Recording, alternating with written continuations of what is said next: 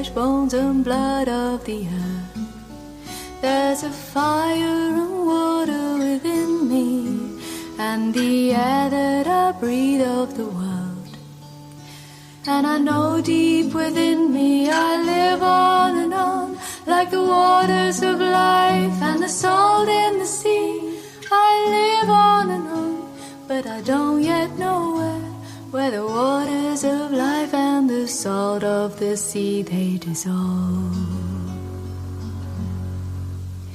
There's a wind and it blows and it thunders, and the rains come and go on the plains. Once I saw you there standing before me, and now I am here all alone. And I know deep within me you live on and on, like the waters of life and the salt in the sea. You live on and on, but I don't yet know when the waters of life and the salt of the sea they dissolve.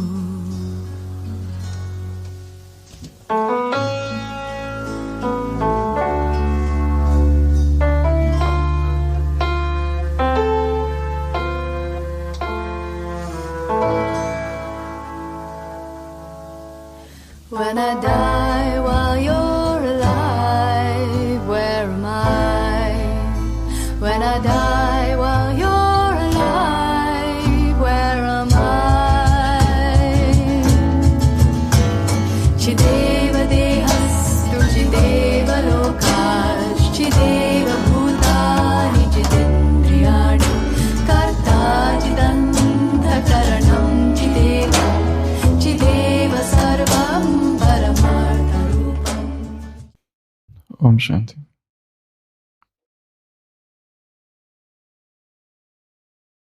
A man got an offer for a prestigious job, and that man had to travel by flight to reach the place where he got the job. And the journey was a break journey. There was a layover of about an hour at the airport. And this man reached the first airport and he had some time. So he thought, let me have some food. So he went to the restaurant and had some food. And when the bill was in front of him, he was very angry.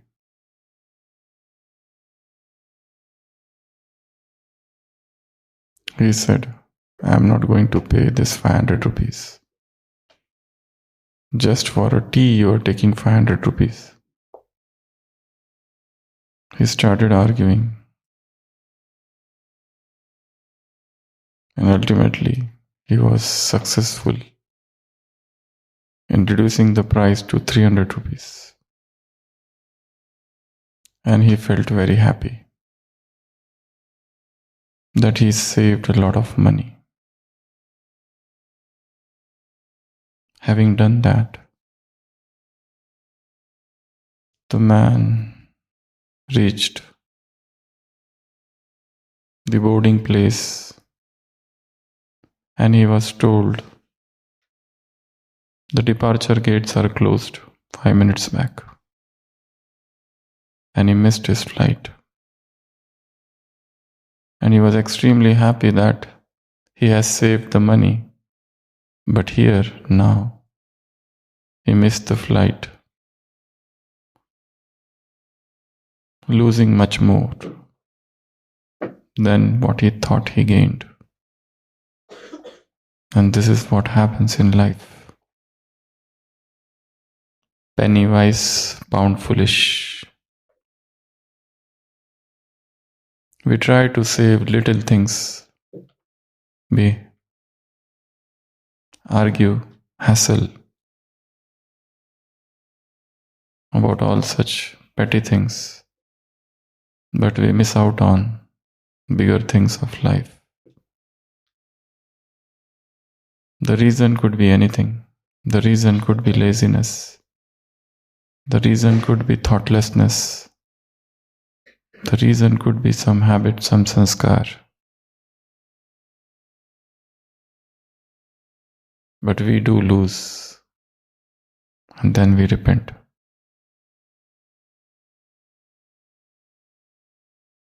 The time gets lost.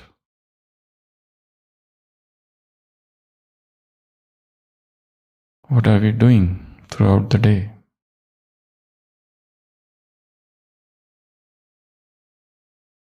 In today's Murli, Baba has talked about spiritual time management.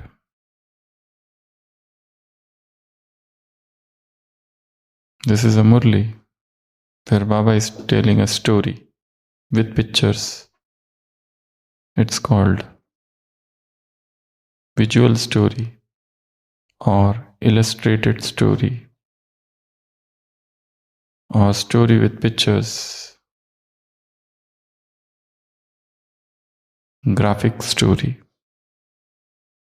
whatever name you call it. It's a story with pictures.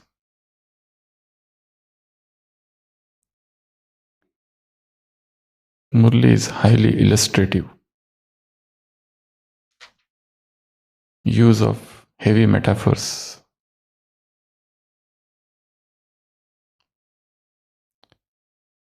Few reasons for not understanding Murli in general is the length of the Murli. When the length is big, the essence is lost. The second is repetition. Whether it is Sakar Murli or Avyakt, you will find multiple repetitions. So sometimes that bores. The third is use of heavy metaphors, examples.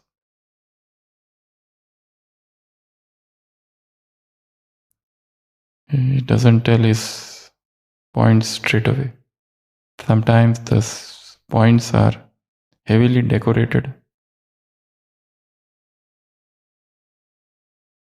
Use of similes. And sometimes while reading, you don't understand how can it correlate to the situation and problems of my life.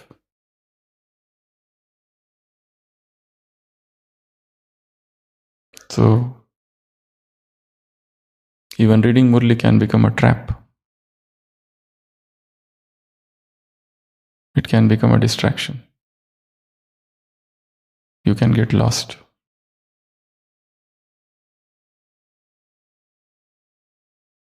What inspiration to draw from becomes difficult.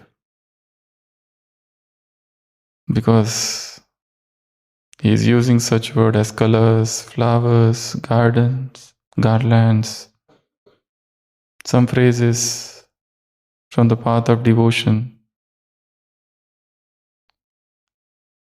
some new words, some difficult Hindi words to understand, some difficult phrases. So these all things make comprehension difficult. Sometimes the text is not direct, it is abstract. You don't understand what he is trying to explain.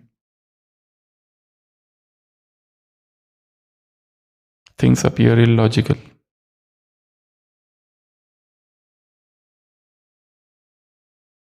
And we start to overanalyze Murli. That also is a trap.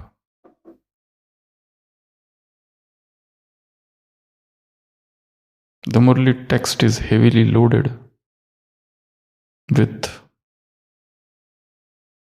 many ideas, which sometimes you may find impractical.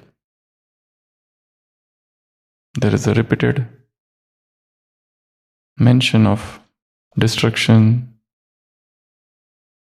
There is a repeated mention of the word Maya, and sometimes it is confusing. Most of the time you will find, do this, do that. It should be like this, it should be like that. But how to do it? It's sometimes not mentioned. So that's what it is. An extremely philosophical text with high psychological overtones, where there is a high chance that the essence gets lost, and there is an over expectation. At times, the perfection, the desire for perfection, the hopes for perfections are mentioned. But when you don't find yourself doing that, you suffer from guilt consciousness. And reading Murli becomes an act of guilt consciousness. Because you find you don't meet anywhere. The things, the morals, the high standards, the expectations, the two are vibrating at their own different vibrations. The Murli is vibrating at one vibration and your mind is vibrating at another. And it is not in sync with each other. First you have to know this, rather than blindly sitting and accepting everything. Oh, this is right, this is right, this is right, this is right. It is not about right or wrong. It's about what you are doing. So in today's Murli also you will find many such highly poetic expressions. And when you read, nothing comes in the hand, except that you say it was very good. So Baba says, there is a subtle world and he's roaming there and he has a camera in his hand and he's taking pictures. Perhaps you are taking some selfies as well. And he saw garlands. Look at the language. Some garlands are very short, around the neck. Some are touching the feet. Some are like dresses. Some are circles. What is this garland? This is the garland of virtues. And this garland has got bedecked with diamonds. And then these diamonds are of different colors. G-O-I-D-S. Gyan is like a golden color. Yoga is like red. Dharana is white, while the Seva is green.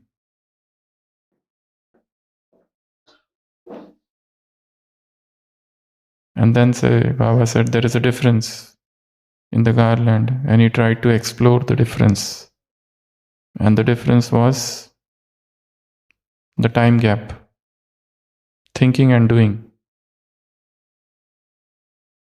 So ultimately, after reading that whole 3-4 pages of Murli, the only thing that comes in the hand is procrastination.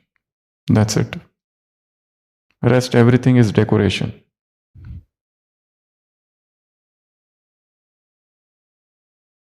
Baba said, if you have some good thought now, immediately translate into action. If you delay, then there is a dwindling of enthusiasm, one. Second, some obstacle may come. These are the two reasons he gave. So bridge this gap. Turant daan, instant charity.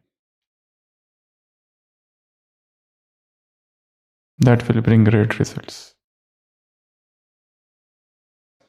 So after going through all the zigzag pathways, here, there, but there is also beauty associated with it. From the literature point of view, it is a poem. From the philosophical point of view, it is the best prose.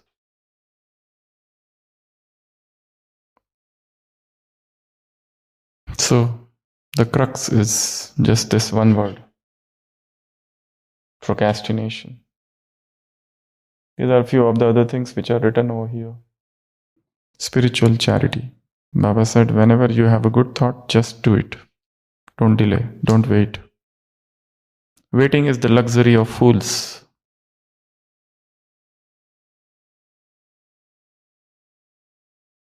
Delay is decay and danger as well.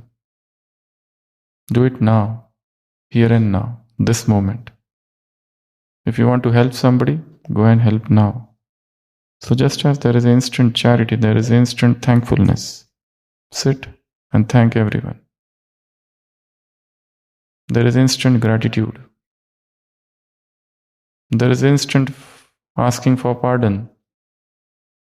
All those whom you wronged, ask for pardon. Instant thankfulness, instant gratitude, garland. So instant charity, that is spiritual charity, do it now, here.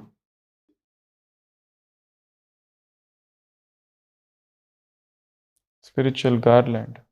You visualize yourself and you are having a garland. And if you feel one particular virtue, it is a virtue, garland of virtue. If you feel that virtue is lacking in you, see that virtue shining all the more brilliantly. If suppose the patience is lacking, see that in that garland of virtue, the diamond of patience is shining radiantly.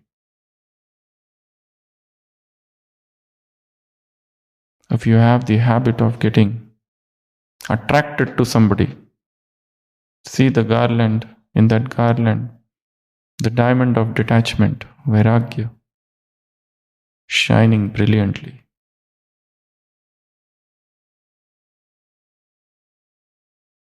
So that's the second task, visualization. The third is time management. Delay is danger. Procrastination is the thief of time. If you don't utilize time, if you delay, the time will destroy you. Spiritual greenery. This is a beautiful word. Baba said Seva is represented by the color green. So look around. And how can you turn this jungle into greenery? Jungle represents negative people, negative vibrations, negative situations. The complaining mind, the complaint box. Wherever you go, you don't file things better. You have the habit of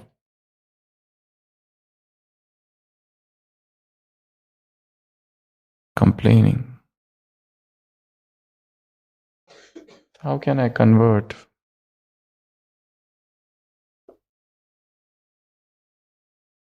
my day into a spiritual greenery? And every day you will encounter different people, people of difficult sanskars, different personalities with idiosyncratic natures. The karmic accounts are tough. They don't spare anyone.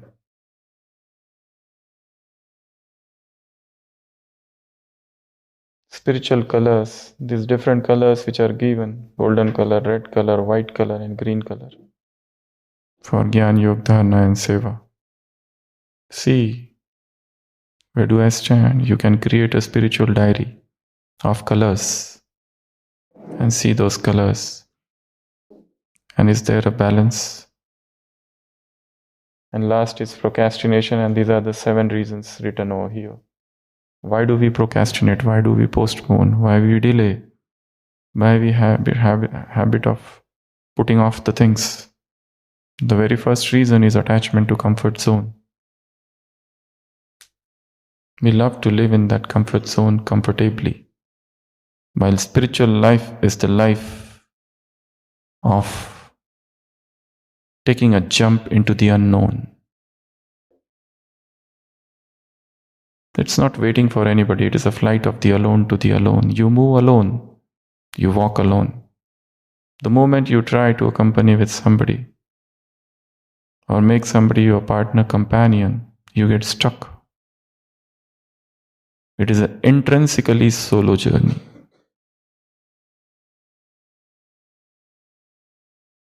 The other is hell. The French philosopher Jean-Paul Sartre had said somewhere in some other context, the other is hell. Remember that. Keep away. It's your journey. You will decide. We can't balance these worldly responsibilities. That's why we delay spiritual things, spiritual effort, spiritual purusharth, because the mundane responsibilities come in your way. You think these are also important and that is also important, and you can't strike a balance. The third is spiritual goals are not clear. What is to be done is not clear. That's why you postpone. Next is distractions. There's so many things to distract you. You forget. What is the goal? Fear. Less energy. Less energy could be because of some health issues. Less energy could be because the mind has lost the enthusiasm. Less energy could be because of 100 other things. The living conditions, there is no sunlight. And you eat stale food. Baba has given the example of stale and fresh food. All cooked is stale.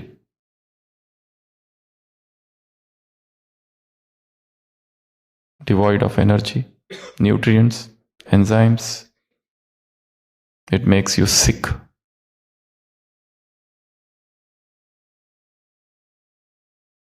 Getting rid of the cooked is one of the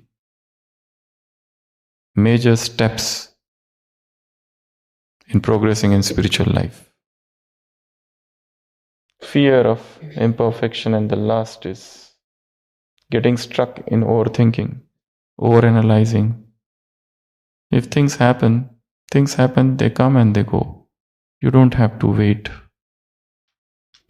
Don't analyzing, oh, my 5 years are like this, my 10 years are like this, I did this, I did that. Keep on analyzing. A man is called, what are you doing? He said, I am thinking on time management. That's good. What do you whole day? The whole day I keep on thinking about time management. How to manage time. But how to manage is lost. Sometimes our overthinking is the cause of all our sorrows and sufferings. We are over-analyzing things, over-analyzing persons, situations, people. Things came, things left. Forget them. You are sitting in the train, scenes are coming, scenes are changing. You don't sit, oh, why that man is fighting with his wife. 100 other scenes will come. They came and they left. They came and they left. They are anitya, transitory. Forget them. Don't think, don't overanalyze. Live in this moment, now. BK philosophy is the philosophy of here and now. Sangam Yug is not the name of any yuga. Sangam Yug, Confluence Age, is not the name of any time. Sangam Yug is not about external situations. It is the name of internal awareness and Jagran. It is the name of situation of the mind. It is the name of the atmosphere. of the internal mindset. It has nothing to do with outside things. It has nothing to do with rather time. Yug itself is a misnomer.